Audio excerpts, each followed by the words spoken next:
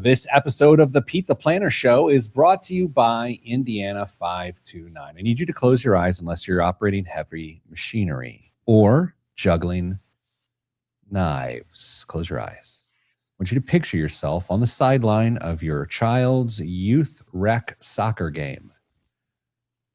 It's bumblebees are all going around, and that's how little youth soccer works. People run in packs like bumblebees. And you realize in that moment, your child is terrible at soccer. Then you think back to their basketball game from 6 months previous, and you're like, well, they're not good at that either. And then it hits you. I better start saving for college because a sports scholarship is on the horizon. Not exactly. So that's why you go to Indiana529.com. Start saving for your kids' college education today. Give them optionality. Give them flexibility. I was having a discussion about private high school with my wife the other day. We have a friend who's sending their kid to private high school. And I was like, yeah, that's not for us. She goes, well, can you use an Indiana 529 for private high school? And I said, in fact, you can, especially if you go to Indiana529.com to learn more. Indiana529.com. I've been using it for 17 years, and I encourage you to do the same. Hello, friends. Hello, Pete. Hello. What do we got here? We might need an intervention on these graphics, Pete. Was that Lee saying that? Who used a stylized picture of himself there? Yeah. So Dame has been sending around AI generated images of himself to the women of our office.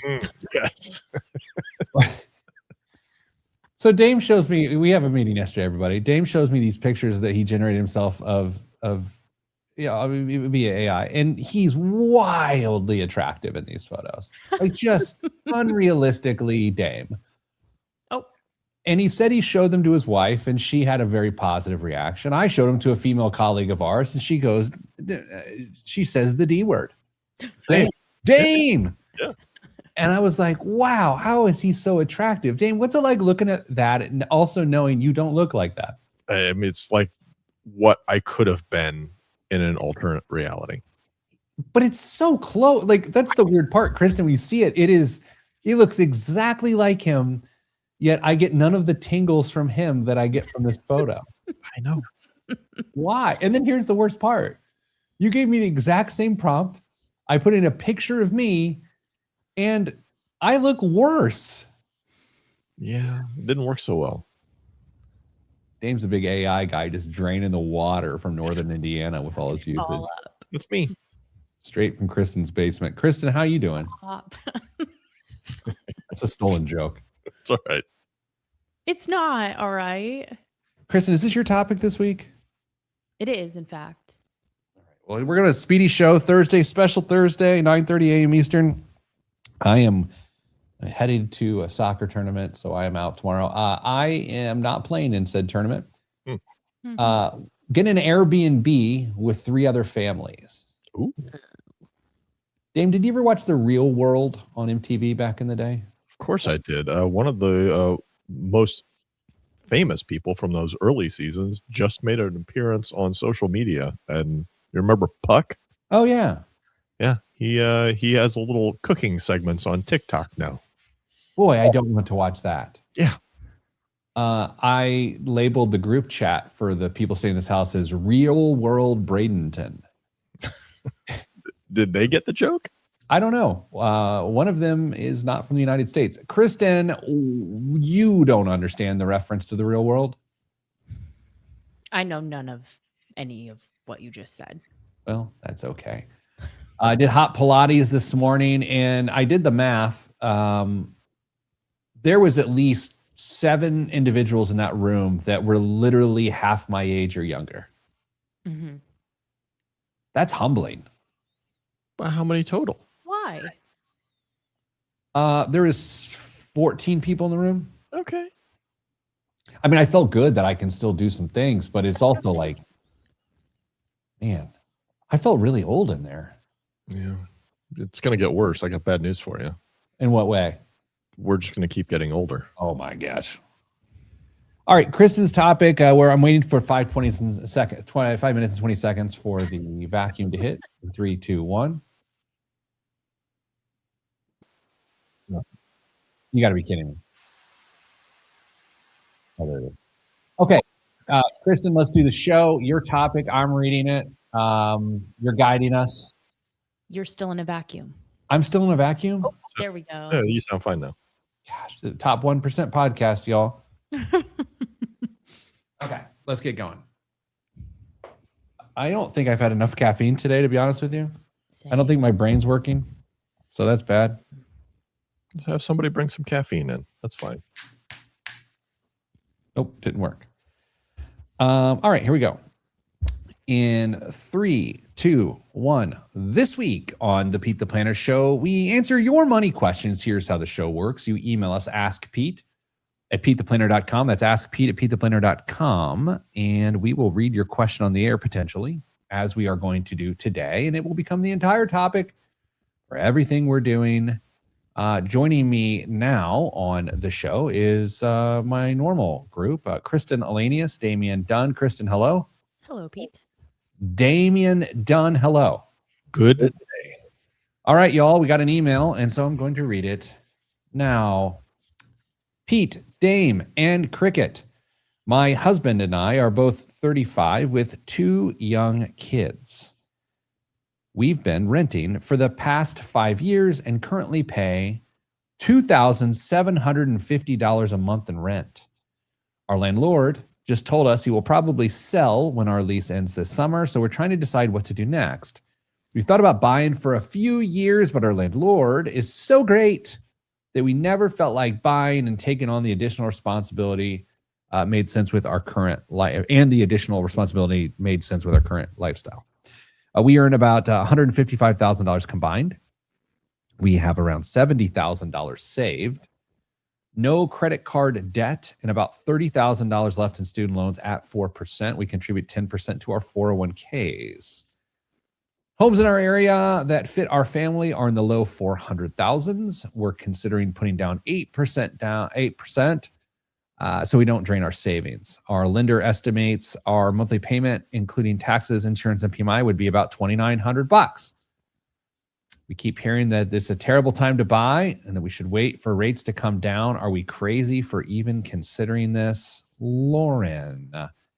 Before we get started, I can't talk nor read today, so this is going to be an excellent program. Kristen, what is your very first thing that jumps out to you? 2 or 3 things that jump out, just like things you want to get off your chest about this email. Go.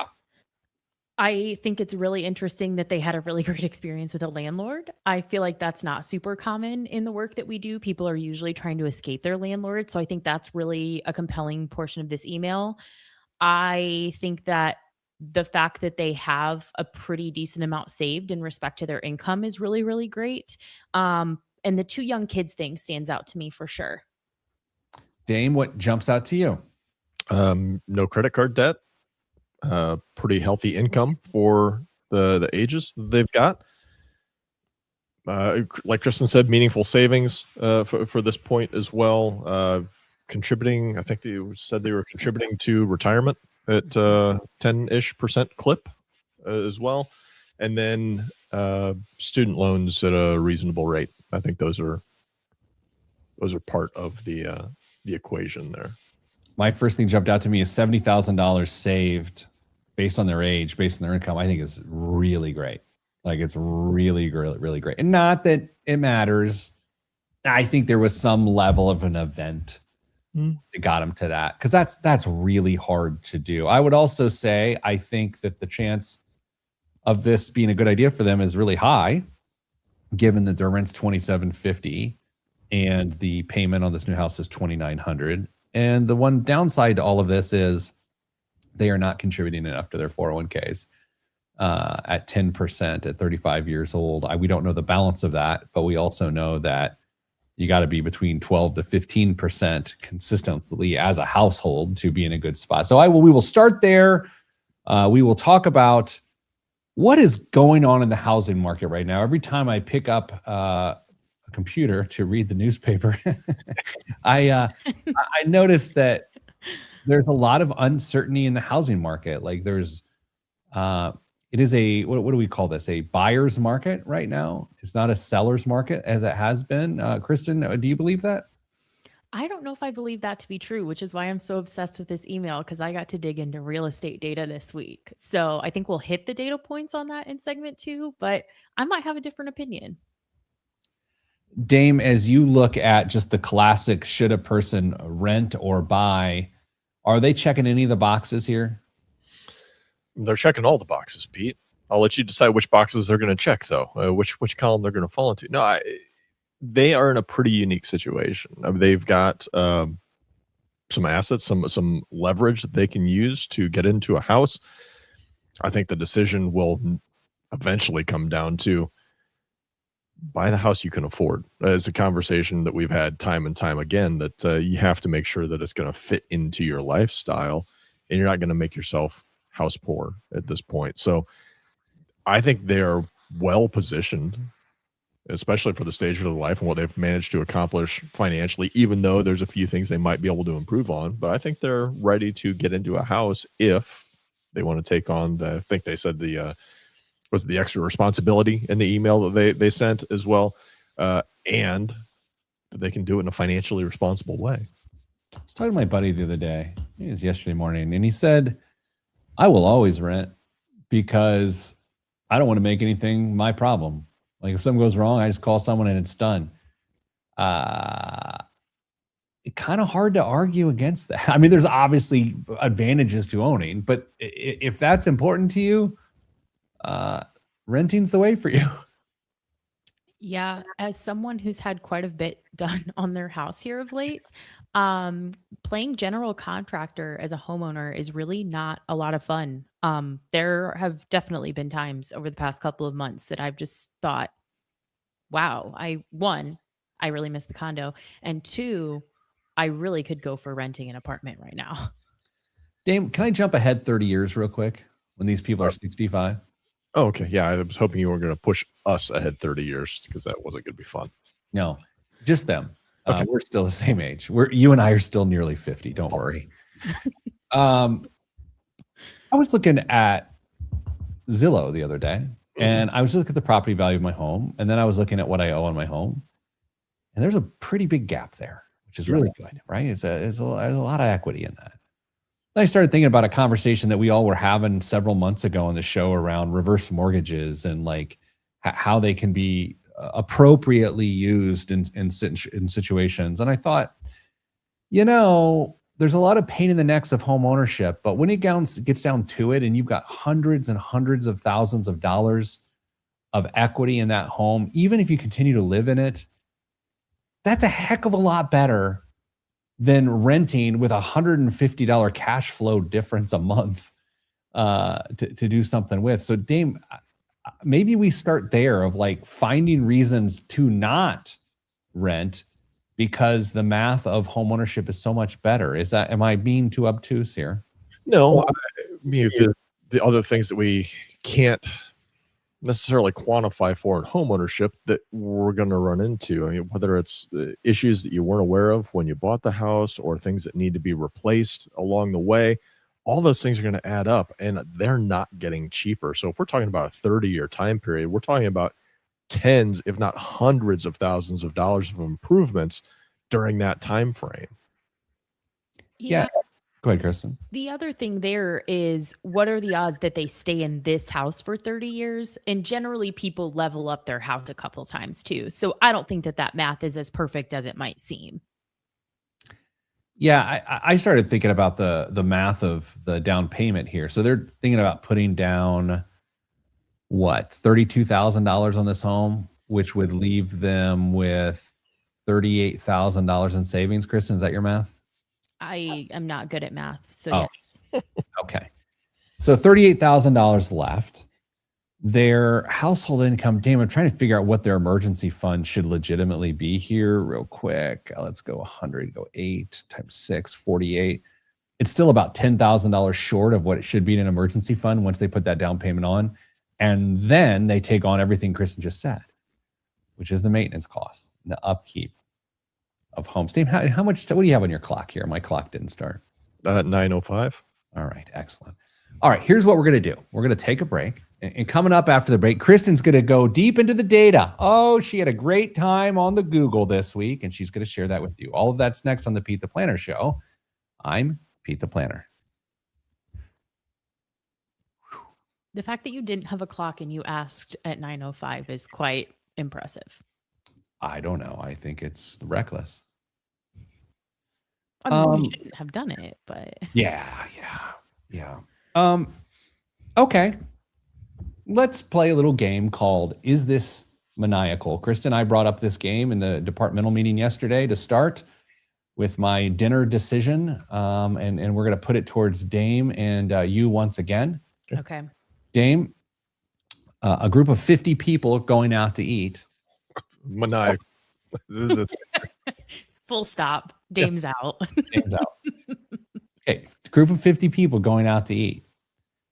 The only way that the reservation would be accepted at a very popular touristy restaurant is if we paid on one check. And because they refused to split the check for that many people. I decided that, you know what? I like math. Things like this don't bother me. I'm not worried about getting stuck with anything. So I volunteered to I'll pay it. And then I'll just deal with Zelle and Venmo and Cash App and Bitcoin for payment from everyone else. My life partner said, that is the most stressful thing I've ever considered. Why are you doing that? And I said, because it does not stress me out. So Dame, I put it to you. Related to this situation, good idea, or am I a moron? This situation alone, please. Can I ask one follow-up question? Of course, you can ask whatever you want. How many family groups are there in this 50 people? Ballpark. Probably 18, maybe. Oh, wow. All right. Are you expecting 100% repayment? In my mind, I bet I eat an extra 100. I think it'll cost $3,000 ish. Yeah. And I think I'll eat 100 above what I should eat. It's sort of where my brain is. Okay. Yeah, I mean, as long as you're going into it eyes wide open, it's easy enough to send those little requests out. As long as everybody's on board. I mean, you could ask them to track what they're spending on their own little calculators, which would be dangerous. But the check's not going to come with names attached to it, so you're going to have to either everybody's going to have to be all in and stack hands and say, "Hey, send us what we owe you," or you're going to end up eating way more of this, I think, than what you intended, especially when it comes to the tip. Damian Dunn, you have underestimated your father, Pete, here. He has a system ready. Yeah, I plugged the menu and prices into chat and had it create a spreadsheet that'll track what everyone's eating. So it just calculates in real time. There's no water left on the planet. Yeah. How are you going to allocate which food is going to which person? So as the server is taking people's order on my phone, I can just do my own ordering system. Now, look, here's the thing. Am I going to enjoy the dinner by being social with others? No, it's a math exercise. I'm at work. I'm going to get tipped. You know? Can you, for me, whether you do this or not, I guess it really doesn't matter, but just tell me you did it this way.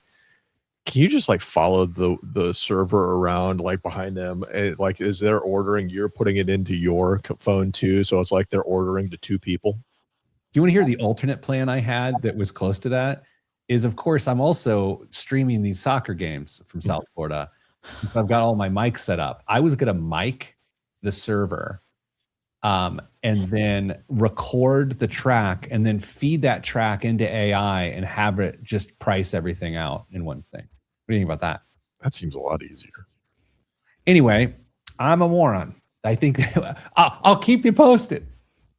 Please do, because I'm really curious as to how much you end up eating.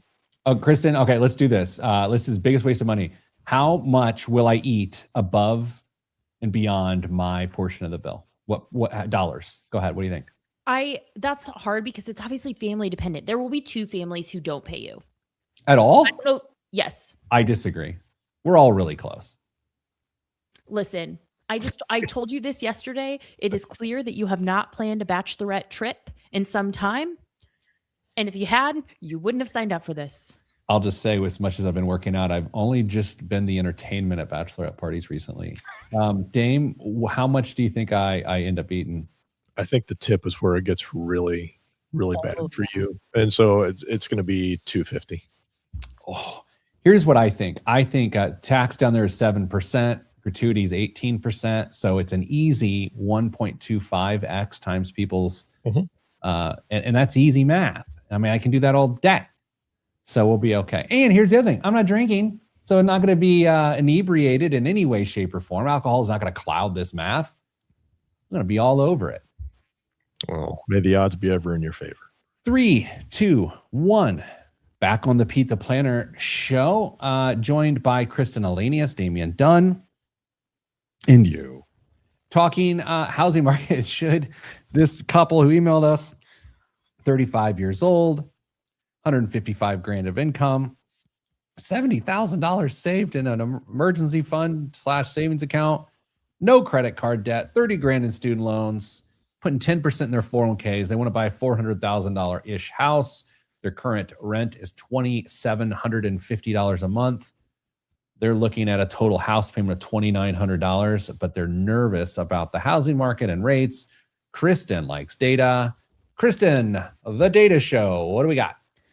So the first thing that I find really interesting here is you mentioned in the last segment how many articles we see about the housing market. And there's always this, to me, distraction of why it's not going the way people think that it should. The previous distraction was interest rates. It was like, well, interest rates are really high and like that's going to affect the housing market in some way, shape, or form. Do you guys know what the 30-year average rate is today, or the 30-year rate is today? We have a colleague who just is closing on a house here in about 2 weeks. I asked him the other day what he's paying. 6.375 is what he's paying on the 30. I don't know how that compares to what you've seen. Dame, do you think that's high or low? You want the over or under? I was going to go under, but like 6.125. 6.05. Oh, boy, he needs a new mortgage broker. So, but here's my thing is like in the grand scheme of things, not really a bad rate. Do you think that we're far enough removed from the crazy rates of COVID that the 6 isn't a shock to people anymore? Oh, that's a good question. The 6 has probably been around long enough that people have just acclimated to it at this point. But I think the bigger issue, because you're right, historically, low 6s, very nearly 5s, not a bad rate for a 30-year mortgage. The issue is the price of the house that they're buying. Yeah, 6 does not bother me at all. And I'm also like, I'm, one of the insufferable people that have a much lower rate. But 6 is not terrible based on where it has been. I think Dame's right, though. It's like 5% of this, 6% of that, but then that just keeps going up in value that has nothing to do with interest rates.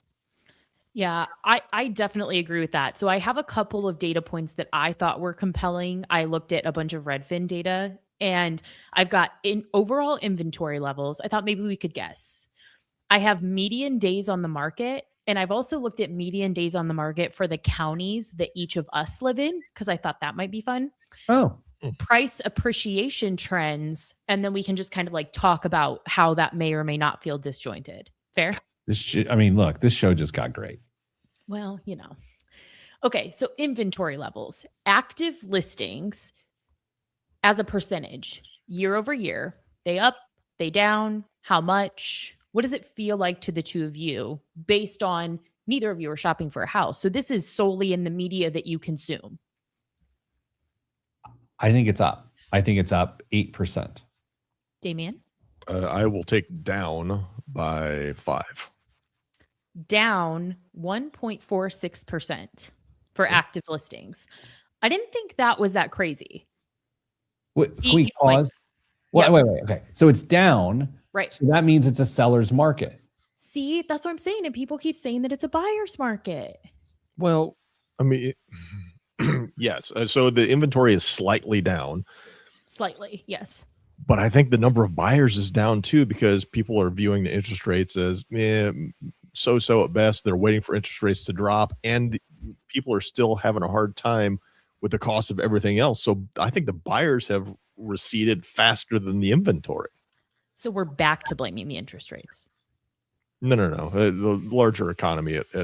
Okay. But interest rates are a small part of it, but they may be shouldering an unfair portion of the blame. Okay. So median days on the market, because that's the other thing too, is like, well, homes are sitting for a really long time. This maybe isn't fair because I don't know how much context the two of you have on like how long a house has or hasn't been sitting on the market. But do you want to throw a guess out there what the national median is right now? Yes, I do. I'm very committed to this. I'm going to go 151 days. Damian Dunn. Boy, I was going to go with like 90 and thought that was 90. I'll go with 90. You are both way off. It is 67 is the median number of days on the market. My daughter just got weird when you said 6-7.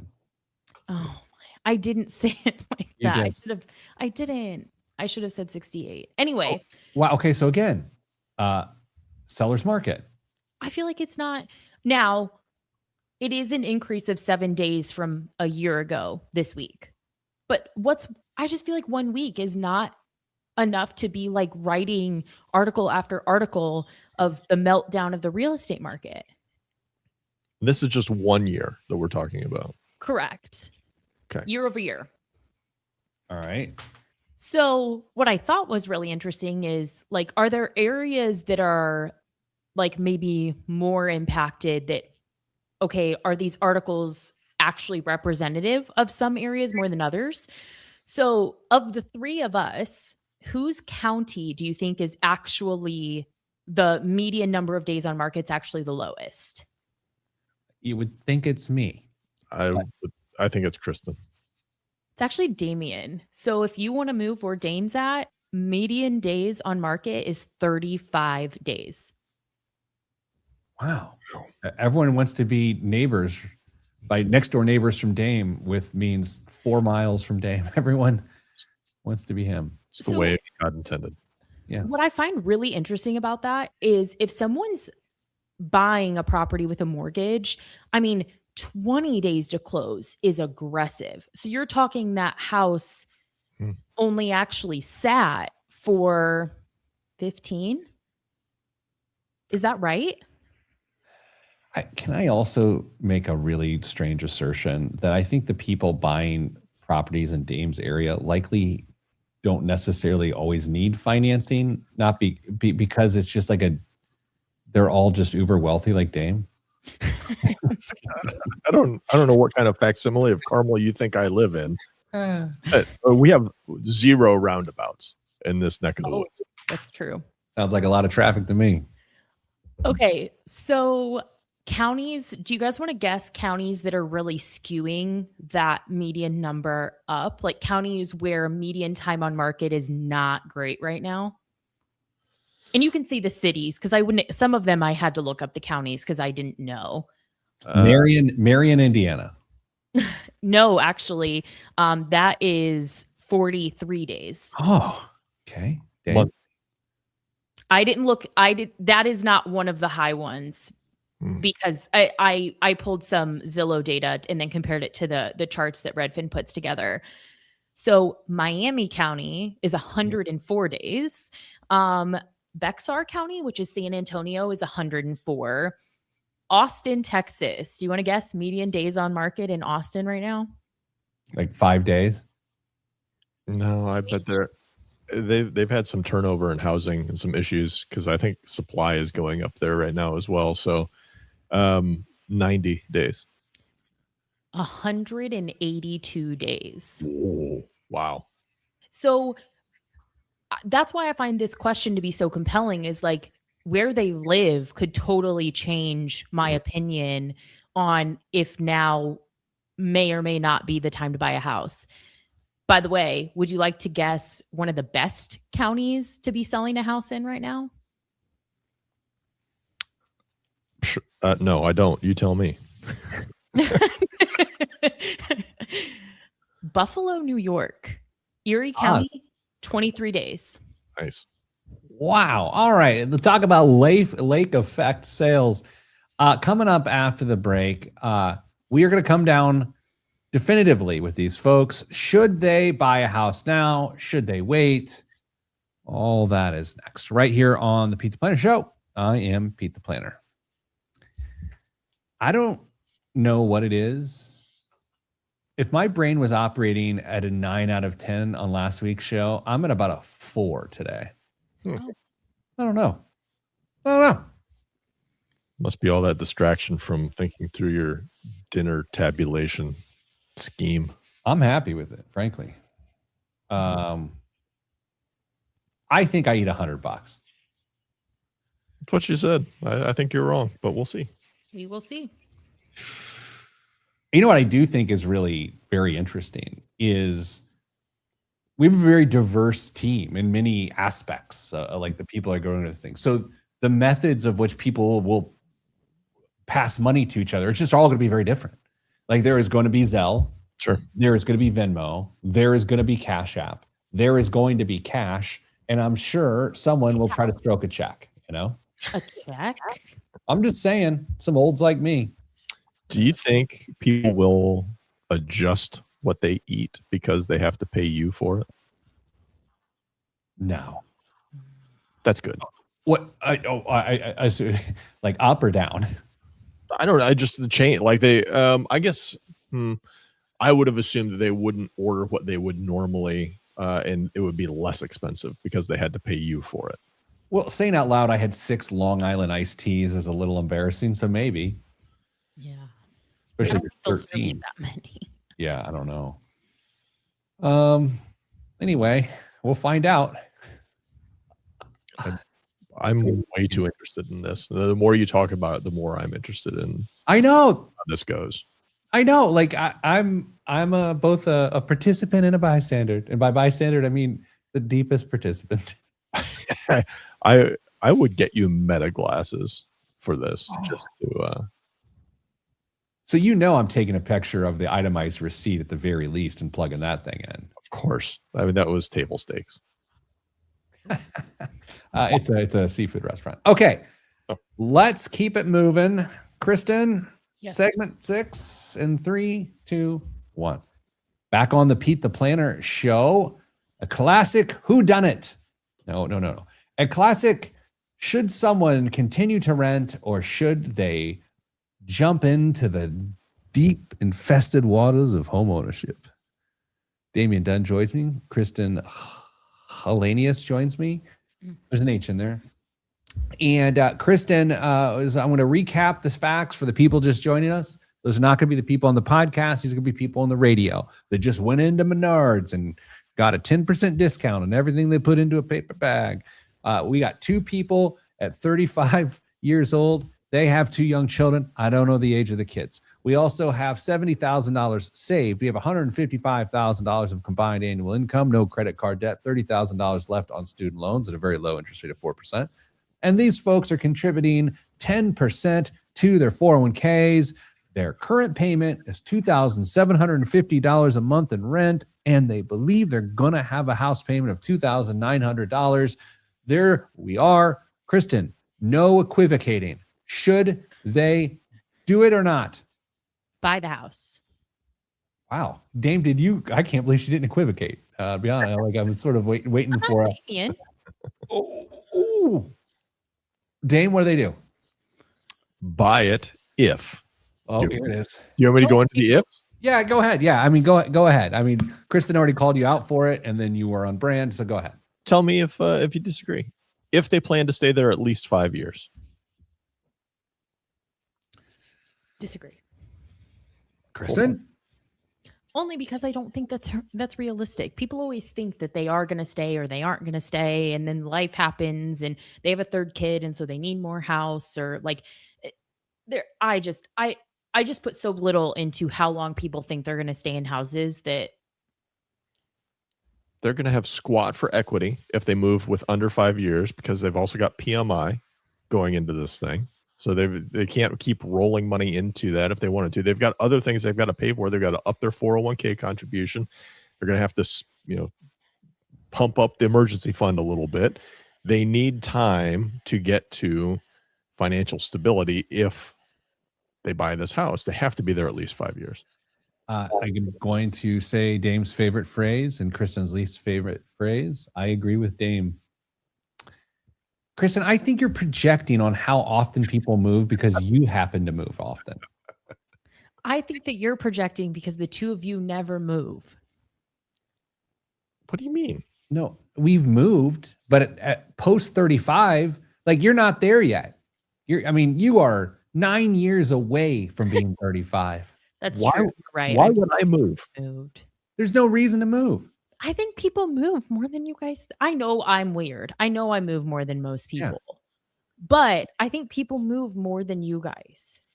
No, look, you're 35 with 2 kids. You have an extra kid, buy a chest of drawers and just shut a drawer with the kid. It's fine. And people used to do that. They're not moving because they have another kid or a wild weekend away in Pokagon and come back with twins. They're staying in their home. Maybe one toboggan, end up with twins. Yeah. You're talking all Northeast Indiana. You're getting me hot under the collar. Listen to you. I was really trying to impress you. I want to laugh out loud, really loud, but I can't because I'm on air. Kristen, I 5 years is nothing of a commitment with 2 kids. Nothing. I mean, you got the jobs thing, or they blah, blah, blah. But you can never account for that. And I would also say, ideally, they're able to refinance in about 1.5 years or 2 years. However, I think they're going to need, 3/4 of a point to justify that. I don't think we're going to get there in the next 12 months. That's for sure. I mean, it might be 18 months before they get there. And then they'd have to be willing to stay for another 6 years after that for a break even. Dame, how old were you when you moved into your current home? About 35. Okay. Oh, and you had 2 kids. 2 kids. You don't say. I moved into my house at 31. I want the coroner to show up at my home to pull me out someday. Like, that's how long I want to be there, because it's just such a pain in the neck to move. Like, true. I shouldn't we be promoting people staying in houses as opposed to out there stoking the markets because they want to watch HGTV and have shiplap? Is that a thing? Is shiplap a thing? Did you call it chiplap? I said shiplap. Is shiplap a thing? Yes. It is. Okay. It is. Yeah. I thought you were being funny because Chip and Joanna Gaines were the ones who did it. I thought that was just a really good joke. You should have just gone with it. Yeah, that's what I meant. Dame, I'll say not only should these people move and do this, they should move and stay there. Like, I think for us to go, well, move, but when you move again in 3 years, no, it's a terrible idea. Move now and stay there. Let's stop giving nuanced advice and let's start giving advice that works. The advice is this: go and stay. You're already under contributing to your 401k. You're already going to have an inadequate emergency fund, and you would have no idea what it is to have the upkeep costs of a home. Go there, stay, figure it out. Don't keep chasing shiplap. I was all in with you on go and stay, and then you rattled off like 3 reasons not to go. To not go, to not move, or to not buy this particular house that they're planning on. Oh, dude, no. If people are undersaving for 401k and people don't have enough in an emergency fund, and that's the reason they don't move, no one would move because everyone's undersaving. These people are really close to it, so they should move. should they? Wait, I think all of 3 of us said they should move, and now somehow I've talked us out of that. No, they should move. They should buy a house. I just think it's silly to think that they're going to stay in that house until the coroner shows up at their house. Is that what you said? I don't know. I've been watching a lot of thrillers. It can be sooner than you think. Yeah, true. I do here's what worries me about this exact situation. Here's where this goes off the rails in a very real way. They're looking at homes in the low 400s. If they end up with a home in the high 400s, this whole thing falls apart immediately.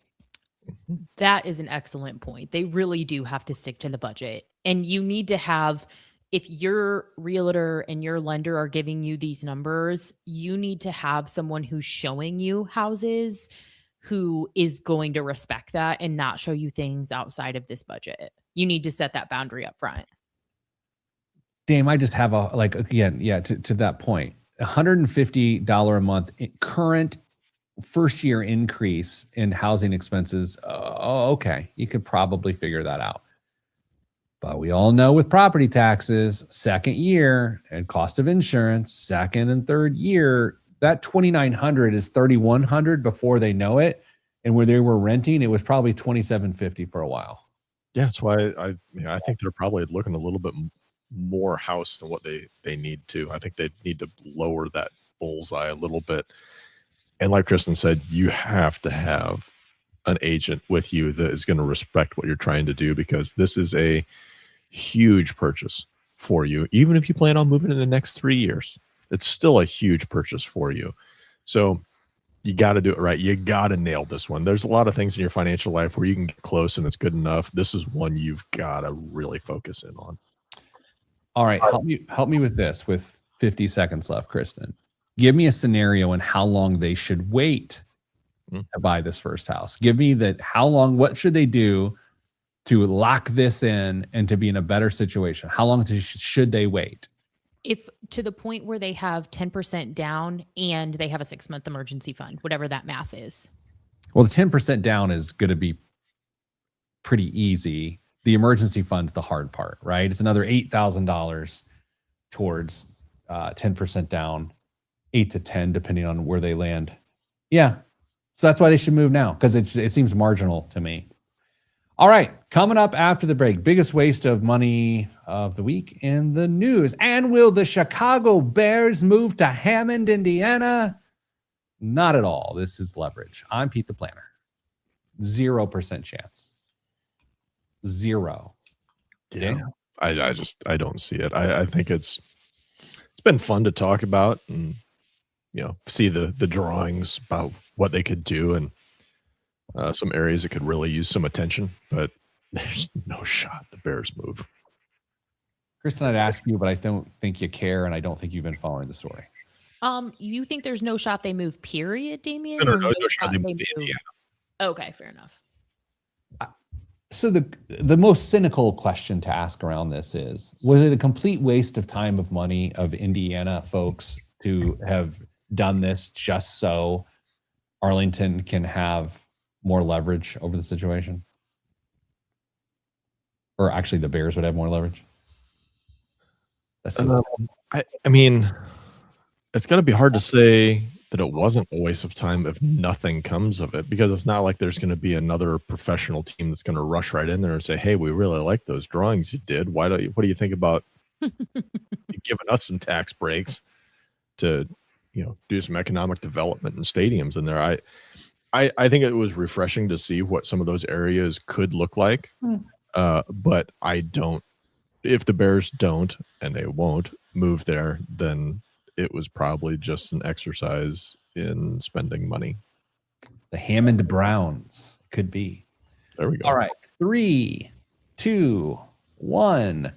This week's biggest waste of money of the week, right here on the Pete the Planner Show, is the Louis Vuitton NBA basketball. Virgil Abloh's, may he rest in peace, collaboration with the NBA produced Louis Vuitton's first basketball, full-size Wilson, wrapped in embossed monogram leather that bridges 90s courtside culture with French luxury craftsmanship.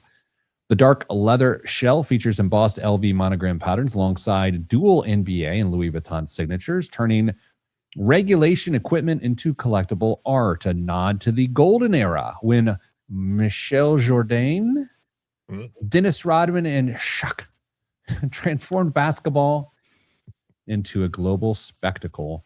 display it on a shelf next to a championship ring and or vintage Jordans, or actually play with it if you're brave enough to risk scuffing a piece of fashion history. Dame, right now, this is something. Kristen, what do you think a person would pay for this Louis Vuitton NBA basketball? There's only one. I see one here, and it is for sale, and this is the one we're speaking of. I don't know how many there are. I assume there's more, but there is one here for purchase. This is $1,900. Okay, that is certainly consistent with your style of guessing. Dame? I'm going to say this is $6,700. $8,995. It's a slam dunk. Dane, what's in the news this week? Well, to continue our trend of story, young Americans are officially waving the white flag on housing and opening brokerage accounts instead. New data from JP Morgan shows that the percentage of 25 to 39-year-olds moving money into investment accounts more than tripled over the last decade. Among 26-year-olds, the number jumped from 8% to 40%. That is not a typo. Why? Well, $500,000 houses at today's rates can run you about $3,500 a month. Meanwhile, rent might be $2,500. Invest the difference at 10% for 30 years, and on paper, the renter ends up way ahead. On paper. Here's the catch. Stocks don't return 10% every year, and renters don't magically invest the difference with monk-like discipline. Also, homeownership gives you leverage. You control $500,000 asset with a fraction down. So this isn't houses bad, stocks good. It's math versus behavior. If you rent and invest consistently, great. And if you buy and invest consistently, also great. I love that stat. I hope it's true that 40% of 26-year-olds are investing in brokerage accounts. It came from the Wall Street Journal. So actually, JP Morgan through the Wall Street Journal. Okay, so we're going to do a little, does that pass the sniff test? Kristen, 40% of 26-year-olds are putting money into a brokerage account. Do you say baloney or do you say macaroni? Yes or no? I think they have put money into a brokerage account. I don't think anywhere near that many are like using a brokerage account. I think there's a distinction with a difference there. Okay, so actively contributing is what you're saying. Yeah, there's no way. Damien, as I call you in text messages, asking for help with tasks. That's right. I think Kristen's right. I think the pandemic has pumped those numbers up a lot. And now they're just kind of, they're getting 1099s every year for interest and dividends.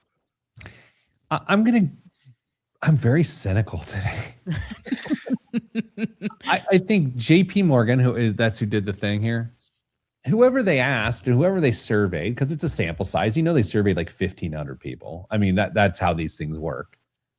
I don't think it was a good sample. Like, I think that think about it just seems like people they could get access to. I just think 40% is way, way too high. I bet it's 22%, something like that. Oh boy, I don't know. Even 20% sounds high to me. It's impressive. 20% was impressive. Yeah, totally. What else is in the news? Retail investors may soon get a crack at some of the hottest private companies on the planet.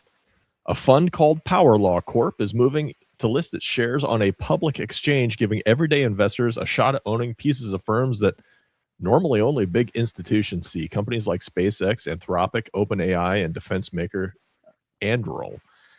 Power Law isn't creating new shares by the way of a typical IPO. Instead, it plans on a direct listing. Existing shareholders can sell their stakes through this vehicle once regulators sign off. And that's notable because private companies these days are staying private longer or skipping traditional public offerings altogether, locking in much of the growth upside behind venture capital walls. This fund aims to open that door to, quote, regular investors. But caveats remain. These kinds of funds can carry higher fees, limited liquidity, and valuations that aren't updated daily like normal stock. In other words, it's not a guaranteed shortcut to early stage gains, and investors should know exactly what they're buying before they dive in. Cynical Pete here. I know a thing or two about equity in a private company. A, I would love for you to send me that article. B, I'm not sure this is good. I'm not sure this is good for anybody involved. I think it gets down to the valuation front there of like, I look at us, at the most, our valuation is done once a year. The most, probably every 2 years or so. And so that creates liquidity issues and that creates theoretical mispricing. Mm-hmm. And I don't think the average consumer, the retail investor, has any business with any of that, especially behaviorally, but just my opinion.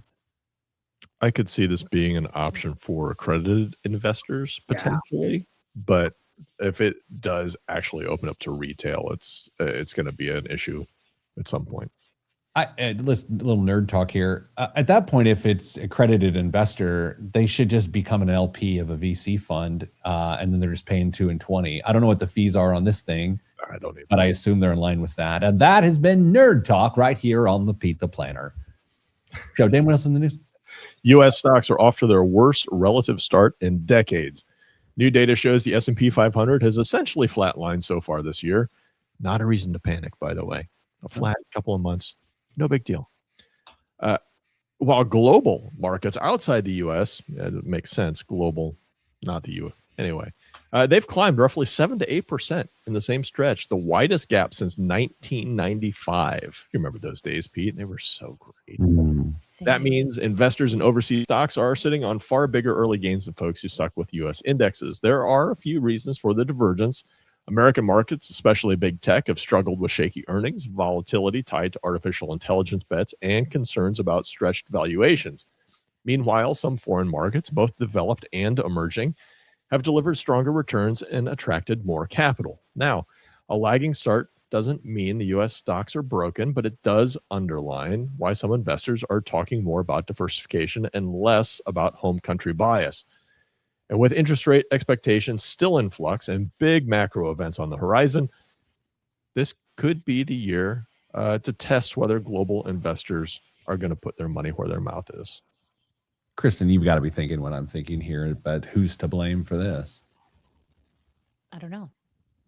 The Obama administration. Just kidding, everybody. That's called humor. Yeah. Dame did a nice lesson for all team meeting yesterday, just on volatility and understanding, like when the market goes down and the fear of the media is getting stoked and all these sorts of things. And you're, oh no, if you just take a breath and you say, would you like to buy this at a discount? Things will get a lot easier. Actually, Dame, the example you gave yesterday is like, would you rather buy, if you know something eventually is going to be $200 a share, and you got $100 to invest in whatever this thing is to start, would you rather buy one share at $100 or 2 shares at $50? Mm-hmm. And what's amazing about that sort of idea is it makes a person take a beat for a second and think about it. It's not as obvious as you might think, even though it's an obvious answer, which is you'd rather have 2 at 50 because then you're going to have $400 value versus $200 value. Anyway, well, that's this week's show. Cynical Pete will be back next Friday with tales of tribulation. I don't know. That's all I got. Send you good vibes. Good vibes are all that's in the budget. I'm Pete the Planner. This is Pete the Planner. Shout. All right. So do you guys want the final total on Saturday morning? Do you guys want me to text you? Yes. As a point of clarity, how many times are you willing to reach out to these people to ask them to pay you individually? Well, I think that's a good bit of information. Twice? So my goal is to get 95% of the payment at the restaurant that night. Okay. Yeah. Beyond that, I just don't have, I'm not worried about it. Maybe guess we're going to find out who's naive. You just get a big piece of poster board, list every family there, and then put a line through them when you pay it, and then you tape it to your table as you're broadcasting. So everybody that walks by hasn't paid you. Or what I do is as I go to just I'm not the host of this thing. I'm just handing them a card. I wonder if I go, hey, everybody, those who don't pay, we're going to talk about you on a Top 1% podcast next week. Enjoy your meal. Enjoy the grouper. So I must go. Okay. Good luck with your lives, everybody. And for you all, stay getting money.